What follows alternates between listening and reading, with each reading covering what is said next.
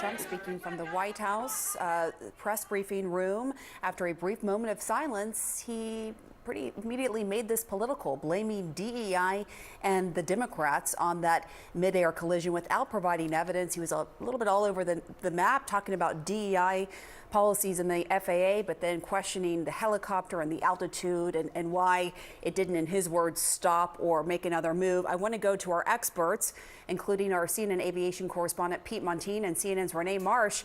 Pete, bottom line, are DEI policies at the FAA to blame? I put my head in my hands, Pam, when the president said that. This is something that has been pushed by the far right for a few months now, that DEI policies are to blame in a degradation of safety in aviation in the United States.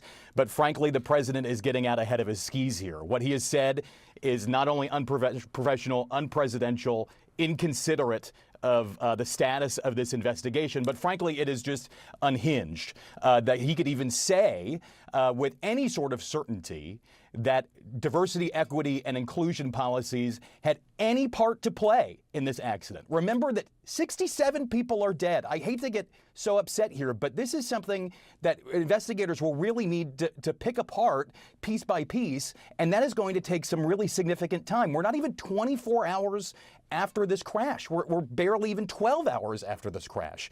And he is saying with a lot of certainty that the blame is on DEI, and the blame is in some ways on air traffic control and air traffic controller hiring. I have to feel for the air traffic controllers in the tower at Reagan National Airport who had to essentially sit there helplessly and make the call to first responders to say we have a serious aircraft crash at 8:48 last night.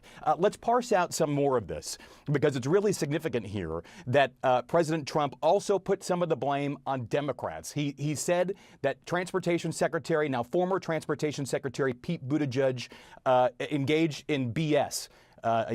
He actually used the full word live on television. The fact of the matter is that Transportation Secretary Buttigieg was very hard on aviation safety. There was a day-long safety stand-down because of the rise of near collisions on the runways at commercial airports nationwide that really took off in 2023. I did a sit-down interview with Buttigieg. He was well-versed on the topic. He knew the points. He knew where the blind spots were, and the FAA and the Department of Transportation from the top down of the Biden administration was taking that problem very seriously.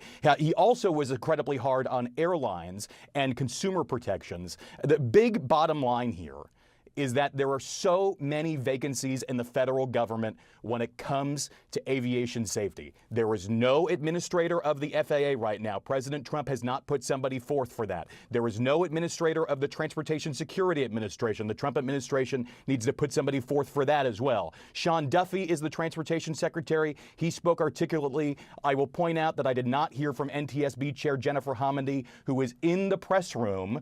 That is really significant, especially during something like this. It is a huge tragedy, and I do not use that word lightly. It is a huge tragedy. We still don't have the answers. As our Caitlin Collins asked him, President Trump, aren't you getting ahead of this investigation, because we don't have those answers? And when he was pressed further about how he can blame DEI, when he also can say in the same sentence he doesn't know if it's the air traffic controller's fault, raising questions about the helicopter pilot, he said it's just common sense. But again, what we need to remember here are there are 67 families who are mourning because of this midair collision, who are looking for answers, who don't want politics, they want answers, and they are mourning the loss of their loved ones. And that is what we need to remember in this moment. And following the breaking news on the devastating midair collision between an American Airlines passenger jet and a military Black Hawk helicopter, first I want to show you live pictures of the Potomac River. First responders have been working tirelessly since last night, overnight, to recover bodies from the frigid waters in the Potomac River. Tragically, all 67 people on board the two aircraft are presumed to have perished, making this the deadliest aviation disaster in the United States in more than 20 years. As this is happening, the President of the United States went into the White House briefing room and almost immediately began to blame Democrats for the diversity programs that were in place, suggesting, as he admitted without evidence, that perhaps there is a connection between that and what you are looking at. I put safety first. Obama, Biden, and the Democrats put policy first. And they put politics at a level that nobody's ever seen, because this was the lowest level. Their policy was horrible, and their politics was even worse. They have to be talented, naturally talented geniuses. You can't have regular people doing that job. They won't be able to do it. But we'll restore faith in American air travel. I'll have more to say about that. I do want to point out that various articles that appeared prior to my entering office, and here's one. The FAA's diversity push includes focus on hiring people with severe intellectual and psychiatric disabilities. That is amazing. I just want to emphasize what you're looking at is live. This is just a few miles down the road from the White House. The bodies of the 67 people believed to have perished are still being fished out of the Potomac River, the icy Potomac River, when we heard that from the President of the United States and from other senior members of his cabinet. In addition to some words of condolence and remorse and prayers for some of them. I do want to get straight to CNN's chief White House correspondent, Caitlin Collins. Caitlin, you were among those questioning the president. One of the things that really struck me was when some of the really legitimate, important questions about what basis he had for calling out these DEI programs in general, but particularly at this time. And his answer was common sense.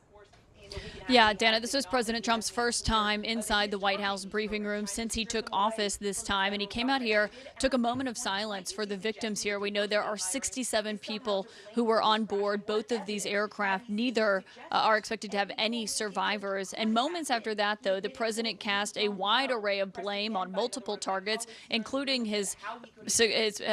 the person who was in office before him, President Biden, the former transportation secretary, Pete Buttigieg, Democrats generally, DEI policies, and also on multiple occasions, the pilot of that U.S. military Black Hawk helicopter, essentially arguing that they were in the wrong place at the wrong time and saying that something could have been done differently there. Now, I should note, we were sitting in here in the briefing room. We heard from the Vice President J.D. Vance, the newly sworn in Transportation Secretary Sean Duffy, the Defense Secretary Pete Hegseth. We did not hear from the chair of the National Transportation Safety Board, Jennifer Homendy, who was sitting right there in those chairs, or the new acting FAA administrator who has been named presumably in the last few hours, because before that there had been no administrator at the FAA in this position. The person who was in that position before left before Trump took office, and right now the head of the FAA is vacant, the deputy head of the FAA is vacant, the head of the TSA is vacant, and the deputy head of the TSA is also vacant. And so all of these questions about staffing and what could have played a factor here is very much still under investigation, Dana, as the president came out here and was casting blame. One thing I noted was that there are still bodies being pulled from the water of the Potomac right now. We know from officials that we heard from earlier that that rescue and that recovery operation is very much still underway in some really difficult conditions that first responders were dealing with last night.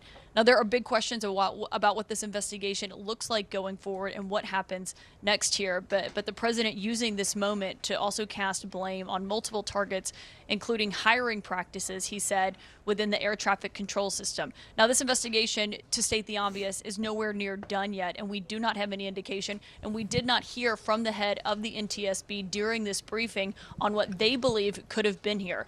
When Trump was asked if he had seen any evidence to back up what he was saying, he said, Dana, that he was just using common sense.